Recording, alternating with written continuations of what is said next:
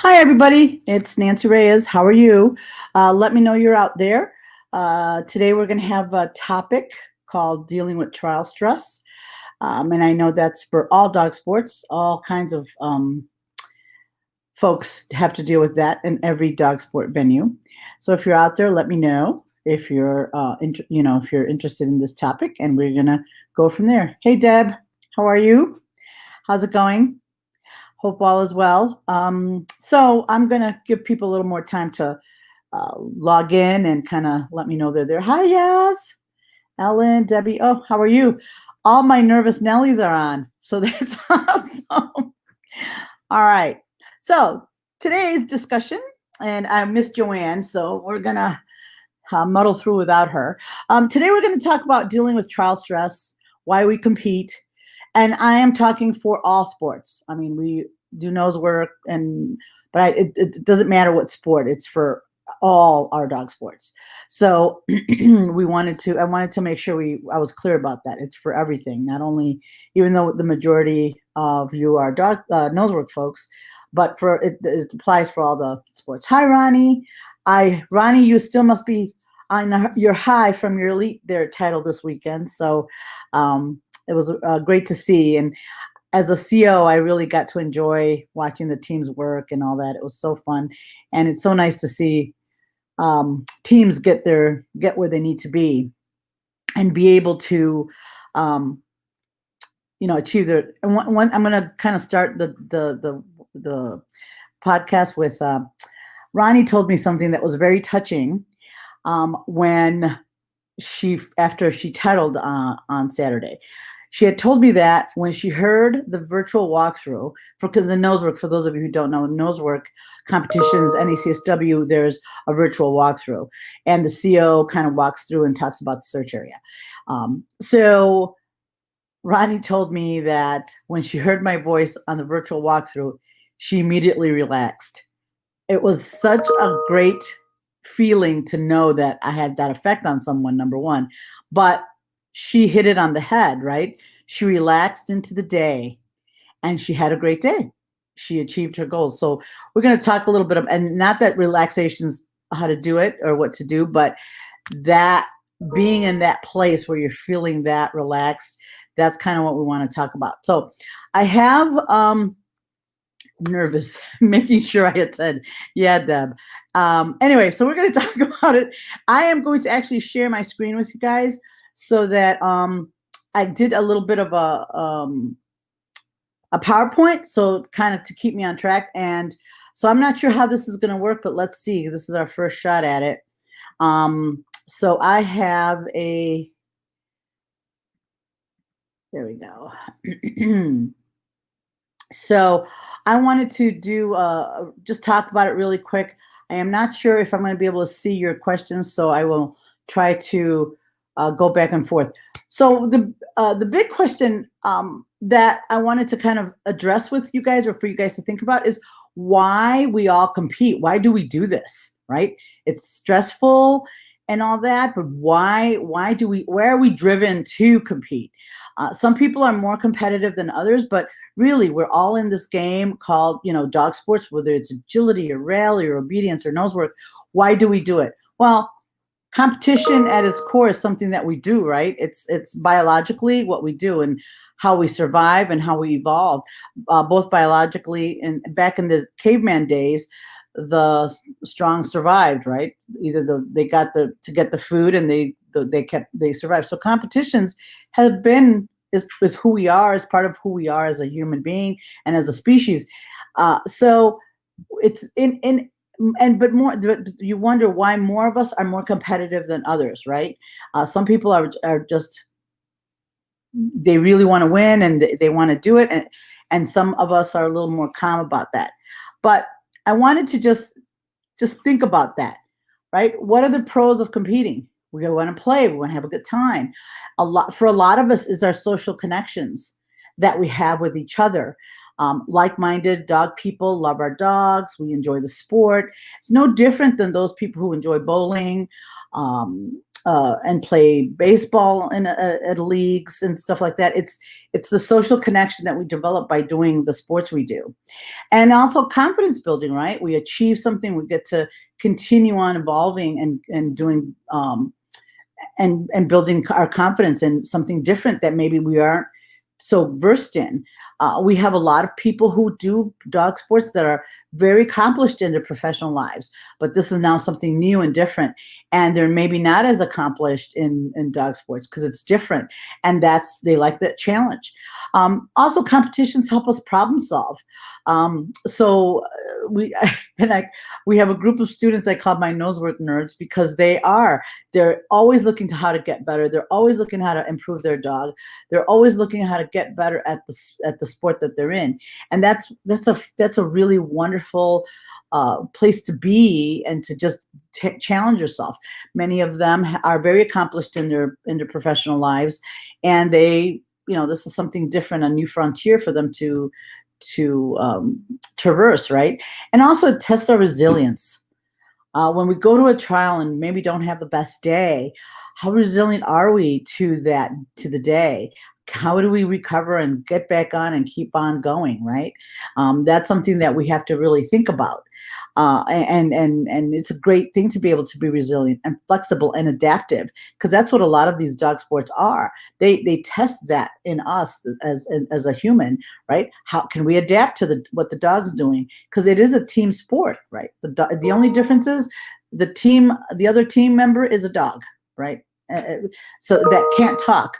So that's a pretty tough place to be, but it's wonderful learning how to communicate with the dog, with that teammate, and achieving whatever goals you have, right?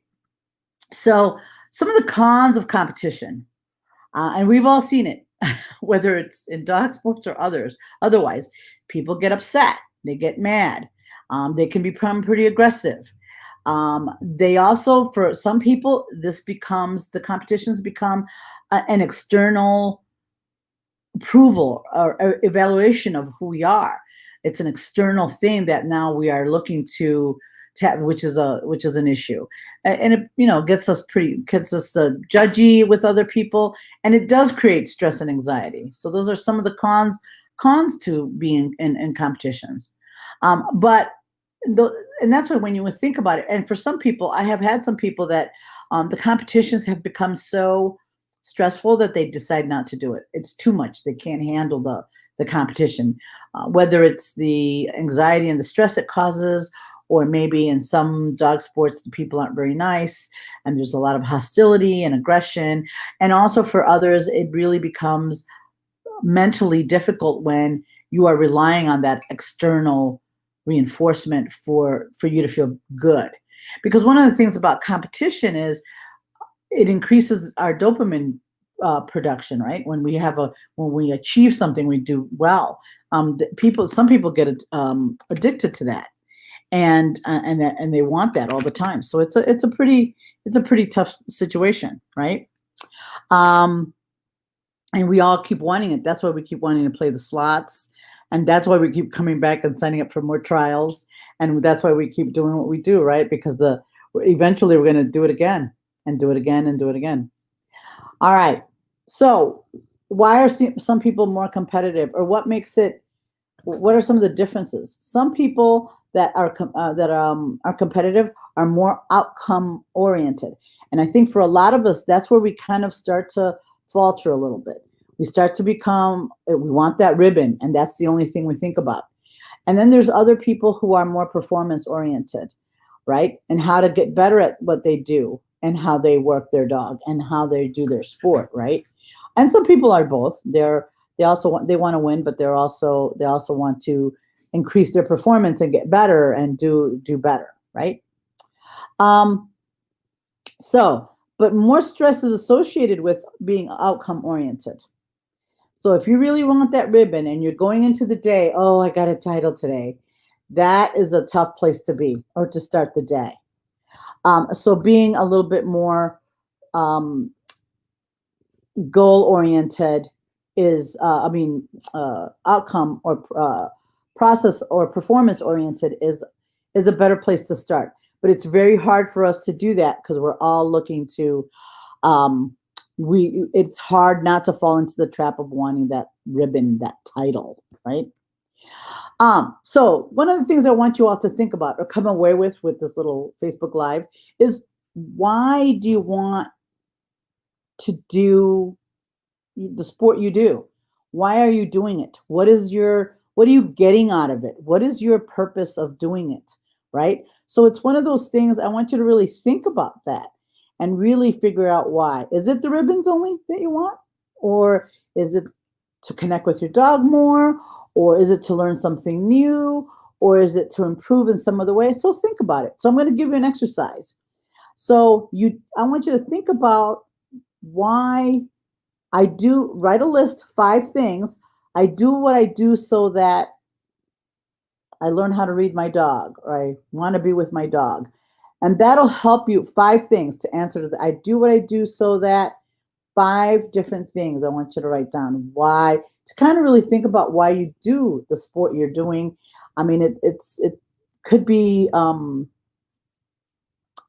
it could be for anything, but for tonight's purposes is, why do you do the sport you do, and why do you compete with your dog? Know why you do it, because it really does help put things in perspective and helps you get better at what you're at your sport, right? It's always good to know the why. And so that's why when I'm having a bad time in my business or having a little bit of struggle, I always go back to why I do what I do, right? Why I'm doing my business. And it always has been to help people develop better connections with their dogs. That is why I do what I do every day. And it never has changed in all these years. And it's still that.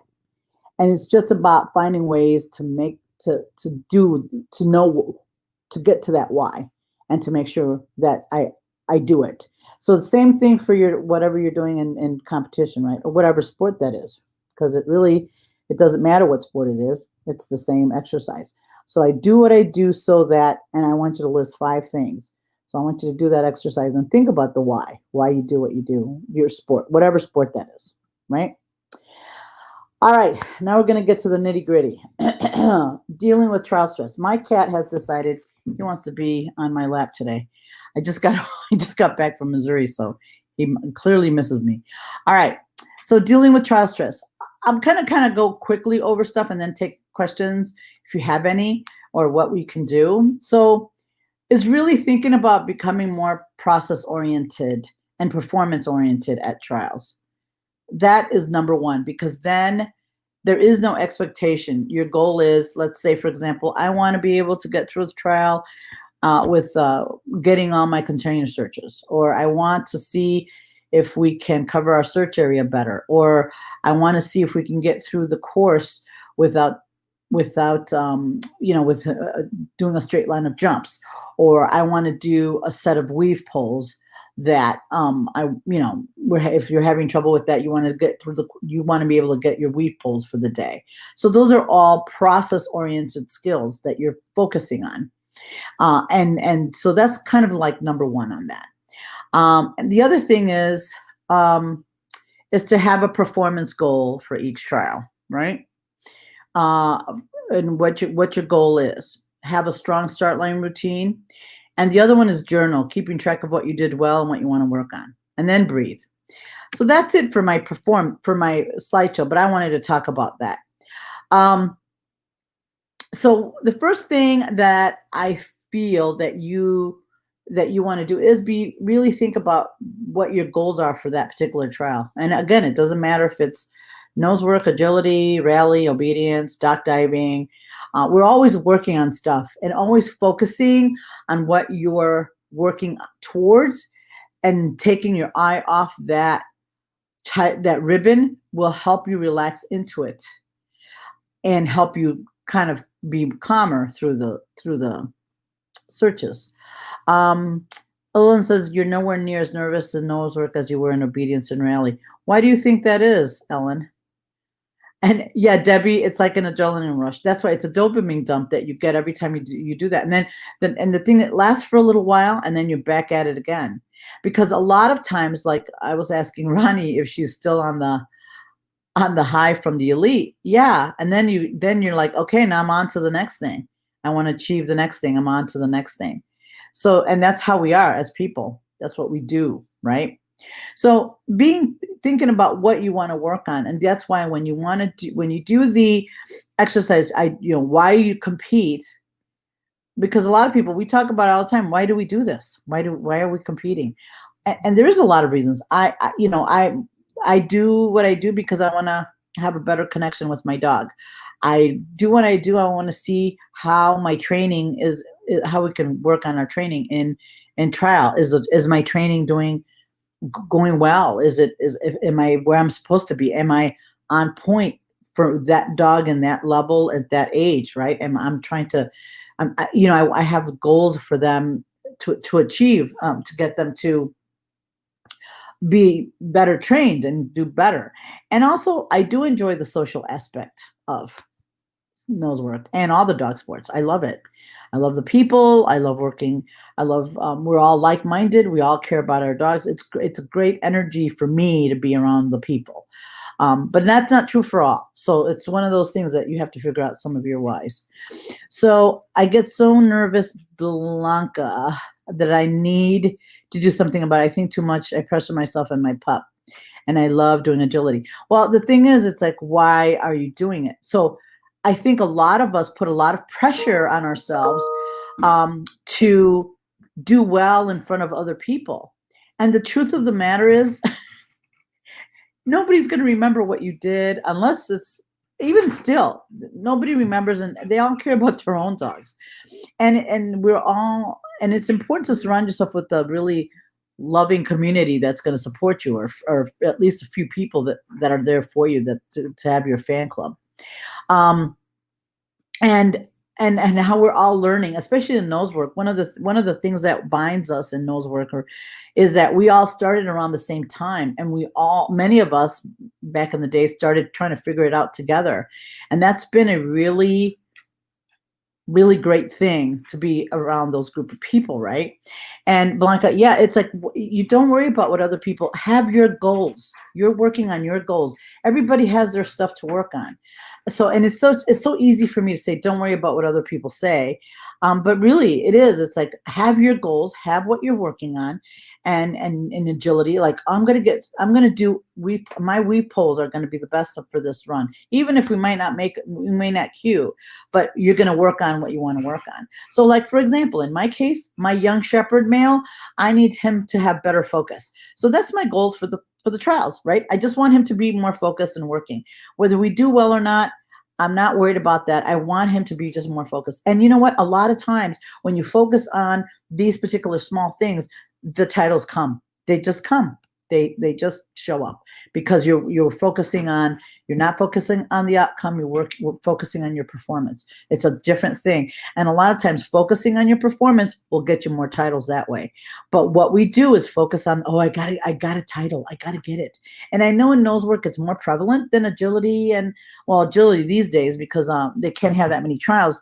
But in nose work, because there's a scarcity of trials and we can't get to them all the time and we can't get in them all the time, there's a little more pressure because of it.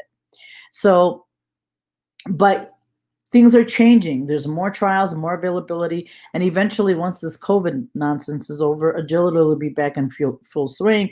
And there's always a lot of agility trials in our area, especially. I don't know about elsewhere. But worrying about what other people think is really it's a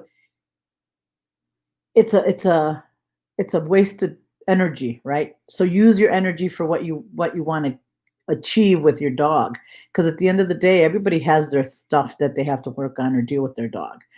And worrying about it a lot of times, and I've been listening to Seth Godin. A lot of times what we think about or worry about never ever comes to pass. What if my dog pees? What if my dog does this or that? Most of that stuff never happens. Just doesn't happen. And we worry about it and put a lot of energy into it. And remember, the energy, so you want to put in the right energy in the right spot.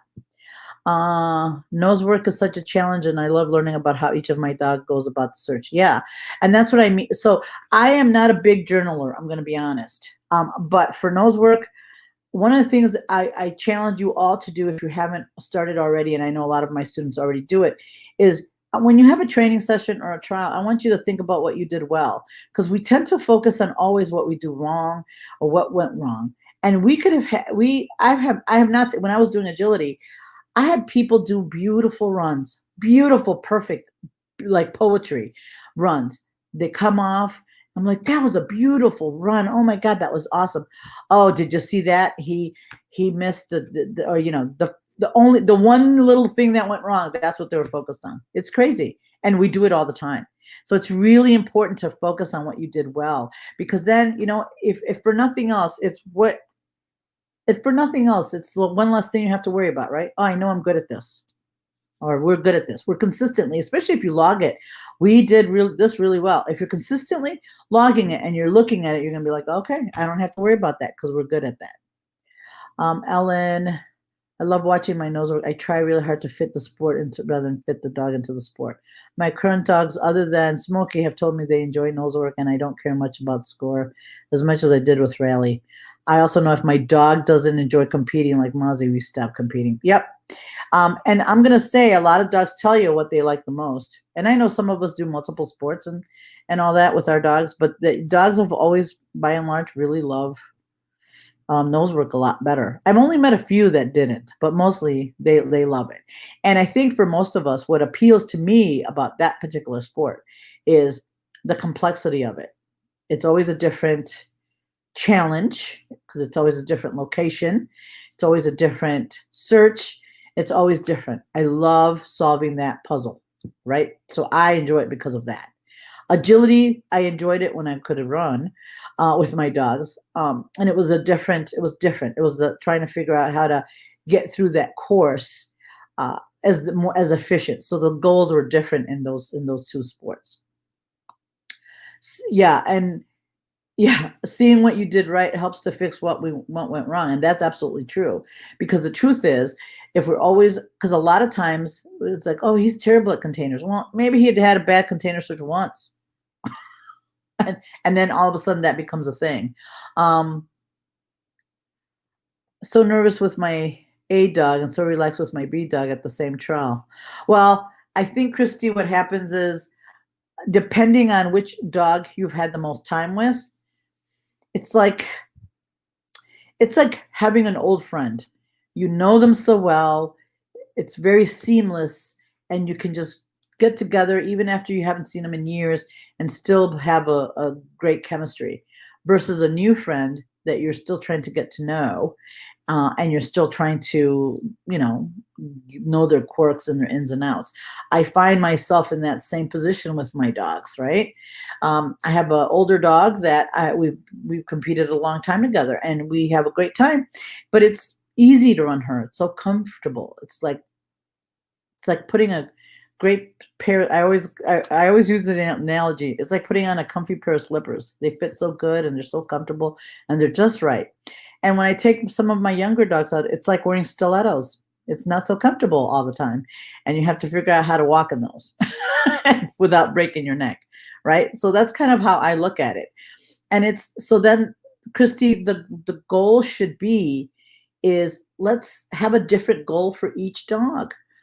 A dog, we're going to do for the baby dog, if it's a younger dog, okay, let's see how he handles this situation. Because a lot of times the stuff we're worrying about isn't even happening.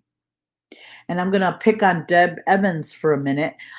She would worry about Mindy being distracted by other dogs, and it was never that.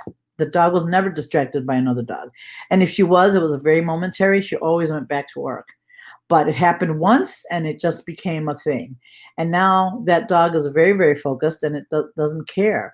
But it's hard not to leave that behind. And they might have had this issue or problem or whatever before, but now it's not a problem. So you have to make sure you're with the dog you have today, not the dog you had last year or 6 months ago. Because just like we change, so do the dogs. So we are, and we are working with the dogs that were 6 months ago, a year ago. They're not like that anymore. We're not the same we were 6 months ago or a year ago. We've still evolved. So did the dogs. Christine, it's funny because my dog that's newer to agility has only been doing this for 3 months.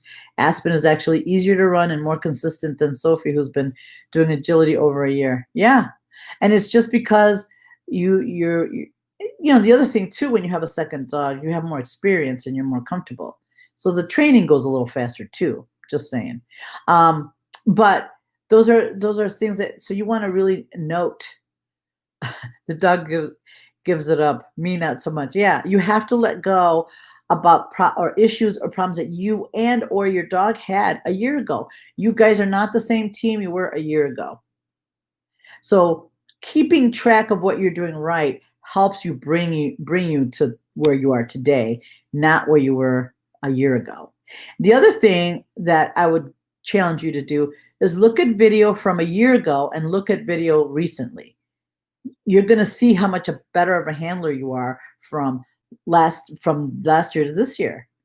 So you have to make sure you are with the teammate you have.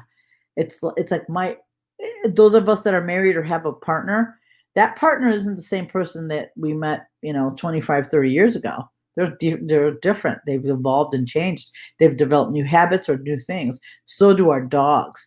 Our dogs don't stay static and the same. They change, they mature, they learn, and they get better at things. They just don't stay the same. It's me like saying, oh, he might have an accident. He might have a piddle accident. Oh, he's not. He's 3 years old. He's not going to do that. I know for a fact he's not going to do that. So I stopped worrying about that. But when they're puppies, you worry about it all the time.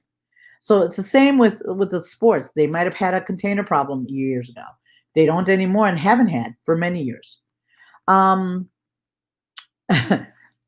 got better after stop overhead and worrying about her being anxious all the time. So, Christine, that really does bring me to the next part. And I say this in agility and any dog sport that you're doing, rally, obedience, agility, nose work. When you step to the line with your dogs, you are their teammate. You're not their caregiver. And I think our dog, if you're anxious, they pick up on that. That's one of the things that when I was talking to some detection folks, our dogs are our pets, so they do worry. They feed off our feelings. Where some of the dogs that are detection dogs don't, because a lot of them don't have that connection, and they don't worry about what their handler's doing. Our dogs do. So I think you put if you're worried about them, they're like, oh my God, I have to be worried. So it really does help when we are more calm, then the dog relaxes and then they can do their job. It's no different than if you're going somewhere with somebody and that person's a nervous wreck. You're not going to be able to get where you need to be able to because that person's so nervous. You're nervous. Everybody's a nervous wreck. Nobody's having any fun. So relaxing into it is really, and really, you're the minute you walk to the line, you're your dog's teammate, not their caregiver. Because that's a big distinction, because we are the dog's caregivers 95+% of the time. We're taking care of them. We're keeping them safe. We're making sure they eat. You're making sure they're comfortable. So, and then it's hard for us to drop all that when we go to the line and say, okay, you do your job, I'll do my job, right? Because that's basically what it is you do your job, they have a job to do. We've trained them to do that job, and we have a job to do. So everybody needs to do their job, basically, is what it comes down to. Trials test our training, and that is right. Trials test our training, whatever sport you are. If you're prepared, it should be no stress. It doesn't mean, yeah, and it doesn't mean, and that's what I mean. You're testing what you're training, and it's like, okay, if you look at it that way, again, goes back to having a plan or a goal, a performance goal for your trial. I'm going to try to do all 10 weave pulls all weekend. That's my goal. And if we happen to qualify a few times, yay. But that's what you're testing. I've been working on the weave pulls. It's a problem. We've been working on it, but I think we're getting better. So now you take it to test it in trials. And if you focus just on that thing, instead of focusing on everything else. Oh, there's a dog, or there's a this. And if there's dogs that have, if your dog has a behavior issue or a problem, you need to address that separately. So then you need to address it separately. So, for example, if your dog has dog reactive, so if you need to have worked your dog so the dog can handle being in a trial setting before you take them there, right? And then, so then you shouldn't be worried about it. I mean, you should be aware, but shouldn't be worried about it because you've already trained your dog that if there's some dog, they're gonna be okay. They're gonna look their way, but look back to you. So you want to be mindful of that type of thought process, and you start worrying, and your brain starts rolling through all the stuff that's happened before. So stop. And so the journaling is a big thing, and the video. The other thing is have a good any suggestions for a student who's super competitive? He always compares himself to other in class. Yeah, I've been there, Nan. He's a total novice, no history of training, and has been training for years. He gets frustrated. His dog is lovely, will do fine. So he has a few things to work through while they learn. So, Nan, I have students like that too, that are super competitive, and they're novice because for whatever reason, he or she compares himself to those people in class, that they're doing better and all that. So one of the things you might want to he has no history of training, which is even more challenging. And others have been trained in a variety of dogs. Yeah. So Nan, the other question I would have is he in a class with a lot of advanced dogs? Is that the problem? Is he in a class with a lot of really advanced dogs? Because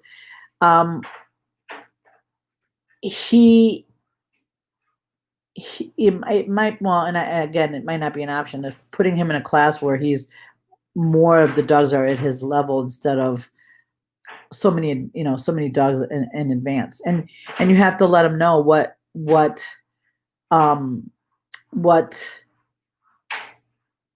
he's at and why he's there, and always, and maybe having him have goals, giving him goals to work on with his dog will take the focus off the other competitiveness. Like, say, okay, what's your goal? This is what we're going to work on. And if he's a man, they tend to like more concrete, this is what we're going to do, this is what we're going to work on. So maybe giving him that kind of homework, if you will, to work on that will help take the focus a little bit off the competitiveness, right?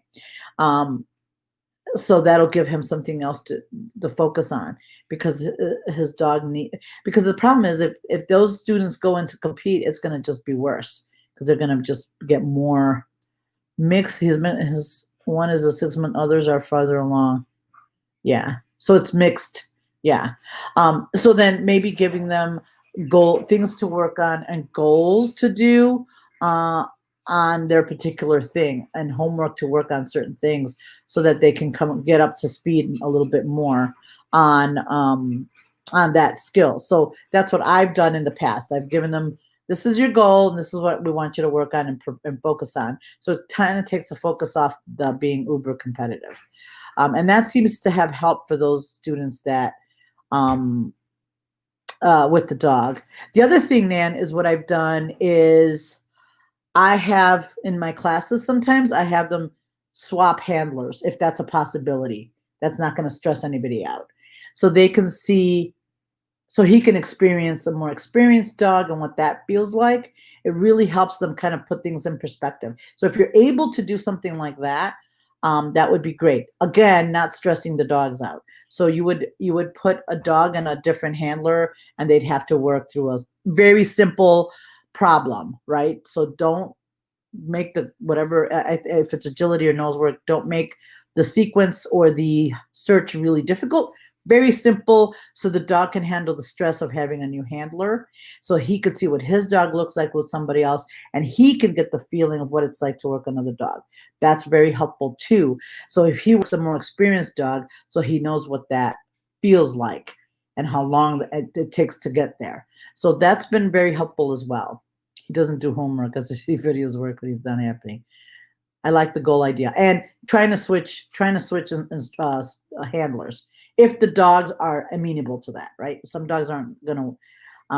Miss Penny would just is abhorred to try to work with anybody else, so we have to modify it. But if the dogs in your class, or you're able to do that, even with a couple of dogs as a demo, that would be really helpful, and give him an idea of what it how long that dog's been working, what that feels like, and see what his dog is doing from a different perspective, right? Because he's not handling her, he's not behind the leash, he's somewhere else. So yeah, so I would try that. That seems to be really, really helpful. Or I found that it's kind of put things in perspective for a lot of people that tend to be very competitive that way.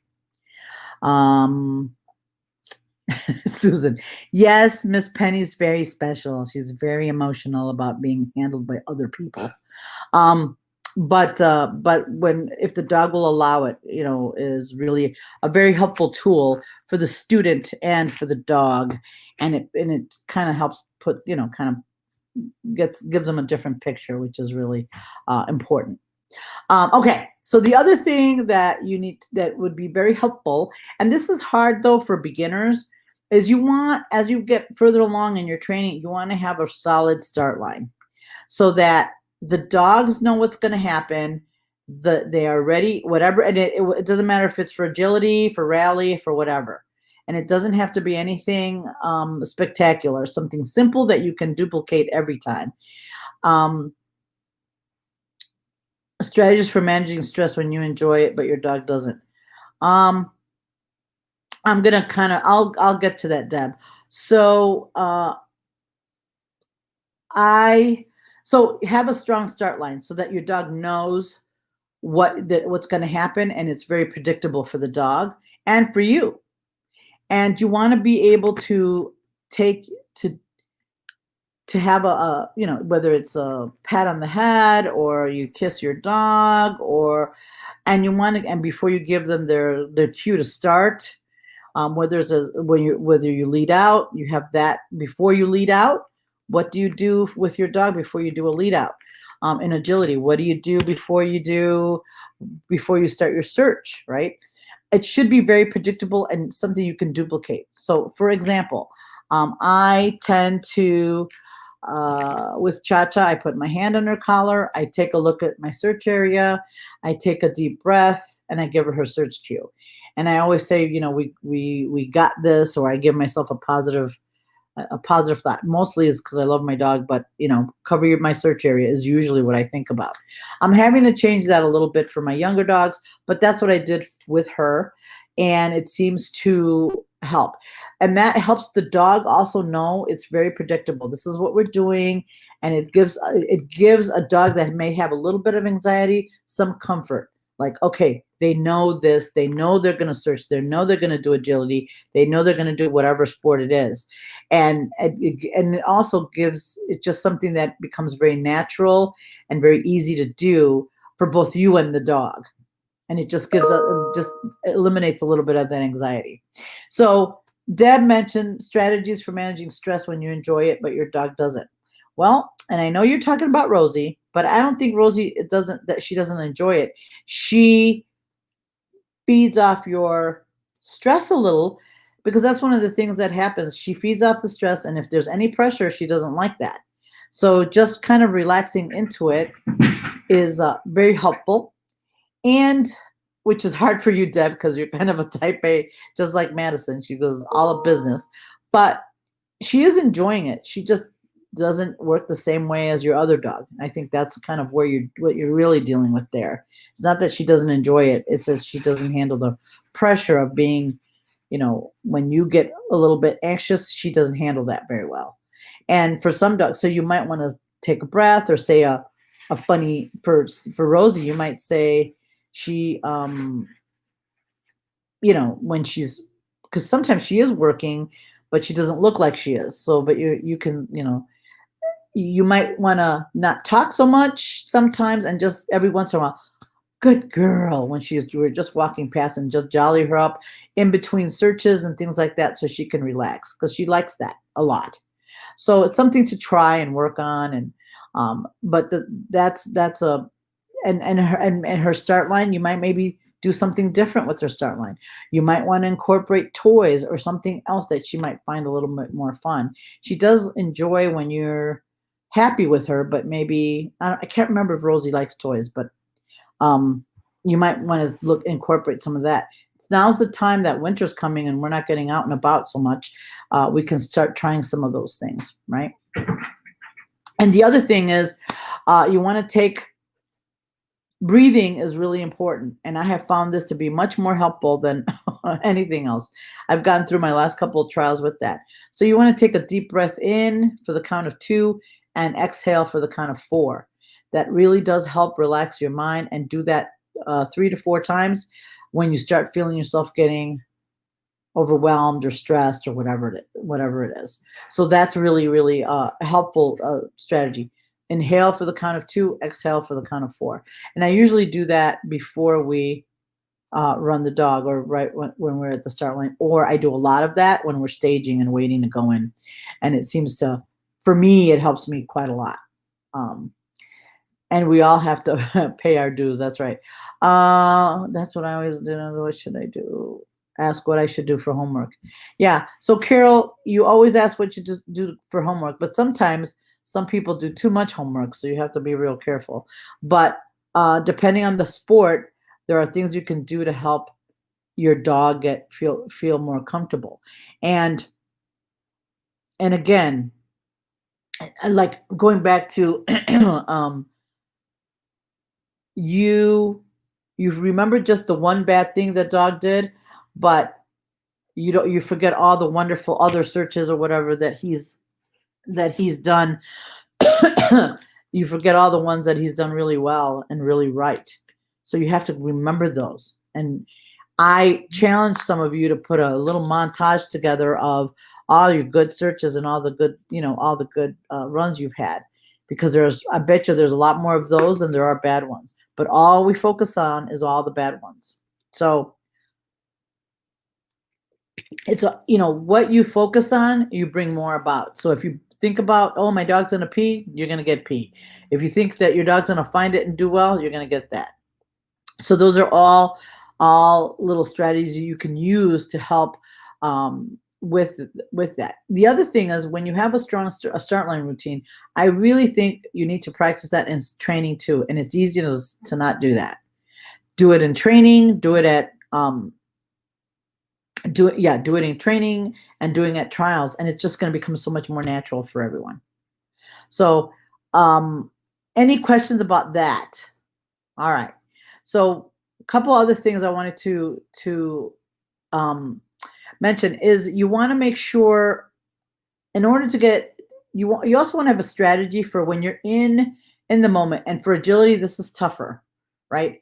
When you're in the moment and you struggle, you have to have a plan. Like, what are you going to do if you get, like, a nose work, if you get a no? How are you going to handle that? How are you going to recover from that? So having a plan helps you not become discombobulated and and all over the place with that. It helps you having a plan of how you're going to, if this happens, if I get a no, I will take a deep breath and I will say, you've got this, and move on. So you have a plan of what you're going to do if that happens to you in that moment. And then in agility, it's much harder to do that because it's so much more faster moving. Rally, you can do that as well. If you make a mistake, or the dog doesn't sit, or whatever, because a lot of the mistakes I see in rally is you're going so fast and you want to get through it so quickly that you don't give the dog time to do what they need to do. So taking a breath and doing and really taking your time to do it, to get through the exercise, is really helpful. Because what happens is we rush because we want to get it over with, and that's not the kind of right attitude you want. You want to be able to enjoy that moment, enjoy that search, because time goes quickly and you don't have a chance to do it again. So staying in it and being able to deal with it is really helpful. Um, so having a plan. If this happens, then I'm going to do this. If I get a no, I'm going to take a deep breath and say, I got this, and I'm going to move on. Like that would be a plan that you would have. So every time you have that happen, you have already something planned to go ahead and do. So a lot of the stuff for the sports is a lot of things that mostly all of us know what to do, but don't do it. We just don't do it. We stay kind of the way we were, instead of making some changes. So you have to take a chance and make a change in order to be able to do something different. Because the definition of anxiety is doing the same thing over and over again and expecting a different outcome. And we do that all the time, right? We still do the same thing at trials, and we keep doing, and we don't make a change. So you have to take a chance that sometimes you're going to go to a trial and be more process oriented and do that and see what happens, see if it works or not. I think Sue Poor did that at this recent trial. She went in and did something different, made a change, and the outcome was great. So that's why you have to start somewhere.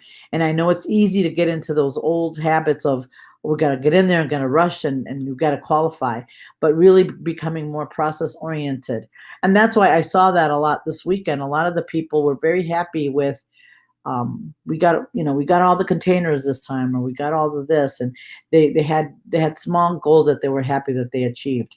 While it's I'm not going to say it's not disappointing not to title, right? But your goal, if you have a goal, you won't be disappointed. Especially if you achieve those goals, right?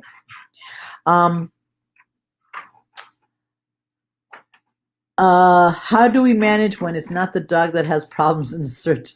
It's the handler. I worry about Mindy, but it's me that keeps making the same mistakes.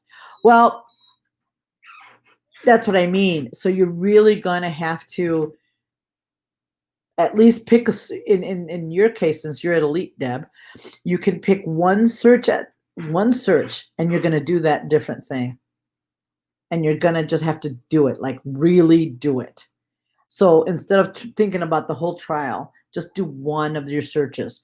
Say, I'm going to relax, take a breath, and I'm going to stand back and let my dog do her job, and really focus on doing that and see what the outcome is. It could be great. It could be not. But if you don't take a chance and do it at some point, nothing's ever going to change. So at Elite, it's great because you're able to at least pick a search, and you could do that. You could do something different in that particular search. So then that way, you're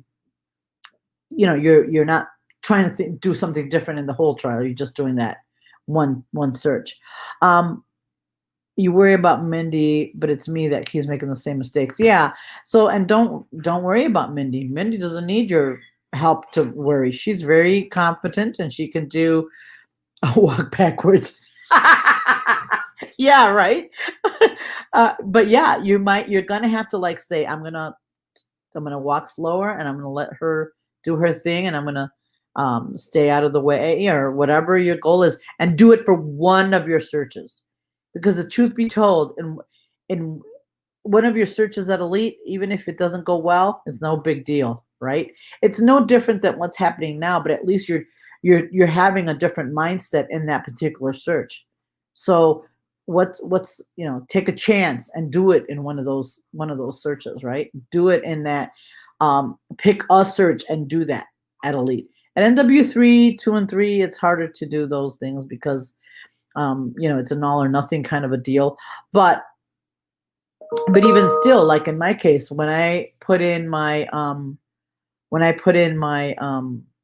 young male, my goal is not going to be the title. I can tell you that much. My goal is going to be, I'm going to see if he can stay focused and attentive the whole trial. That's my goal. Whatever we do, but that's going to be my goal for him, because that's where we're struggling. What's a plan when your dog is nervous with the strange interior and doesn't want to search? So, Karen, I would so I would have some questions there. What venue are you doing?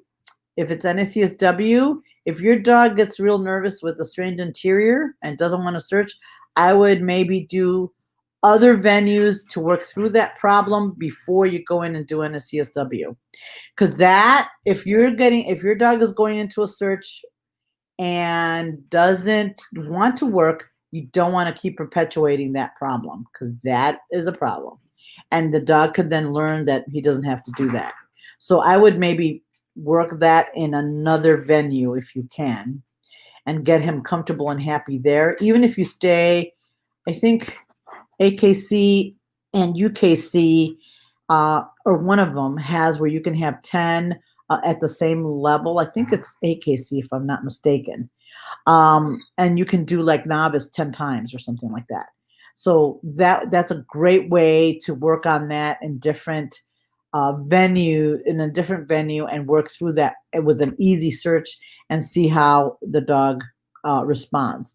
And then you also want to figure out what is making your dog so nervous about the interior spaces. Is it the flooring? Is it the lighting? Is it the people? Is it what? You really got to know what is causing the issue with the dog. That's because if you don't know what's causing the problem, it's going to be really hard to fix it. So you want to know what's causing his anxiety, and then you can work through some of that.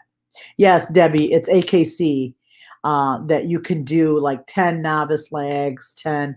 And so that's a great way to help your dog through some of that stuff. But you don't want to keep going where a dog is going to a trial and not searching. It's difficult if they get into that habit. So I would definitely want to fix it or adjust it somehow and focus on that one problem before you move on. That's the venue we are starting since Rodeo has his little marking. Yes, Rodeo does like to claim everything as his. But yeah, when your dog is when it's the dog that doesn't want to work or search, you definitely want to figure out what is causing that problem, because there is something causing that problem. And when you have some anxiety in the dog, you want to work to make that odor will be more important than whatever is worrying him. So you want to do it in a very calm, easy fashion. So for example, if it's flooring, because some dogs have issues with flooring, you want to do easy searches, different flooring, and you sometimes in that case might work the flooring issue away from nose work. You'd set them up where they could, like you would a puppy, right? And start going over things away from nose work a little bit. What's the plan for an overly friendly dog? I have a dog trying to end us meeting people, Trump's odor currently. Yeah, Val, I've been there, done that. Sometimes it might be better to let the dog visit before they go run. That's what I did with Tango, and that seemed to help. So he got to visit people and got that out of his system, and then he was able to then go in and do his job, or at least got better with that. The other thing is when you're training, I know it's hard because you don't have all the other people. Have people around in the class. If you're in a class, have people around so the dog gets just used to seeing people all the time, and it's not a thing. And on what I did with Tango was I had him search, and then he got to go out and meet people, and that helped a lot. So he did a quick search, easy, fast, and then I go, okay, go say hi. So I used that as a reinforcement for him. It was great. And since then, he's been a lot better about being more focused and not worrying about the people. So, yeah. And that's what I mean. You want to know what's trumping that. And so you guys, and like Val was just saying about the dog is overly friendly. See, she's already, you want to be careful. You want to be careful with bringing that with you. Eventually the dog is going to get past it. So you got to make sure you check it off. You check it off. Oh, it's new people class. He's settled after a week. So you can have them when they first come. have him do his search and then go out and visit, and eventually he'll start to make that connection. So uh and that's the thing, right? So Val, you got to make sure once he gets past that problem, or she, that you leave it in the past, not in the that you leave it in the past, that um it's not going to be where, you know what I mean, it's not going to be you're not going to keep remember bringing that with you every time you go to a trial. And so you would definitely want to, and don't worry about it. And so that's the big thing, is don't worry about it, just relax into it. You can go visit before or after, and then go on. But that's what but allowing that, using that to your advantage, is very, very helpful. Another thing I wouldn't recommend, you guys, is no a lot of people go, oh, but don't take any medication or anything like that, because that makes it worse. He makes Fringe look shy. Yeah. Oh, is that Ernie that Ernie that you're talking about? Yeah. But it'll get better, and he's still a real young dog too, so it gets better. All right. So other things for a start line routine, try to develop that. The other thing is, make sure that whatever routine you develop, that you have, that you can repeat, and make sure the dog's in on it. Some people pet the dog or hug the dog or whatever. Make sure the dog's cool with that, if that's what you're going to use to try to get started, right? And writing down, videotaping, and really, I want you. That's a challenge. Have a montage of a couple of trials where, oh, Deacon, yeah, Ernie needs a few years. Okay. Have a montage of all your stuff that you've done right. You need to bring your focus what you're doing correctly. That's going to help your stress a ton, because you at least know what you're good at. But when you're constantly worrying about stuff that you shouldn't be, that's a problem. All right. Anybody have any other questions? I know this is just a little taste of dealing with trial stress, but it's something that I deal with a lot with my students and everything. They tend to that tends to be the biggest problem. The dogs have the skill, and the handlers have the skill. It's just they start worrying about things that don't belong. They worry about things that have not happened, and that probably won't happen. And if you think about it, if you write down, one thing you could do is write down what you're worried about, and then look back and see, did any of that happen? And I bet you about 90 to 95% of that stuff never happened, and you were worried about nothing. But I think, because I tend to worry a lot about things too, so it's something that I need to. I kind of write things down about what I'm worried about, and half of the time, most of the stuff never comes to pass. I'm worried about it, nothing. Same. So that's very true in sports, right? It really doesn't come to, nothing really happens. So one of the things you want to know is why you do the sport that you do. So when you start to feel stressed or frustrated, you want to think about why you do the sport you do, and always that should be your guiding light. Now, if it's titles, then I don't know what to tell you. Because yes, we all want the titles, but there should be something bigger, deeper, more. There should be a bigger reason why you do that. Life is short. You should enjoy whatever you're doing. And so why you do things why are you doing it? And always come back to that. And develop your start line routine. Become process oriented. I did a course on just becoming process oriented. And I'll give you a quick little tip for that. And I did it for those of you who took the class.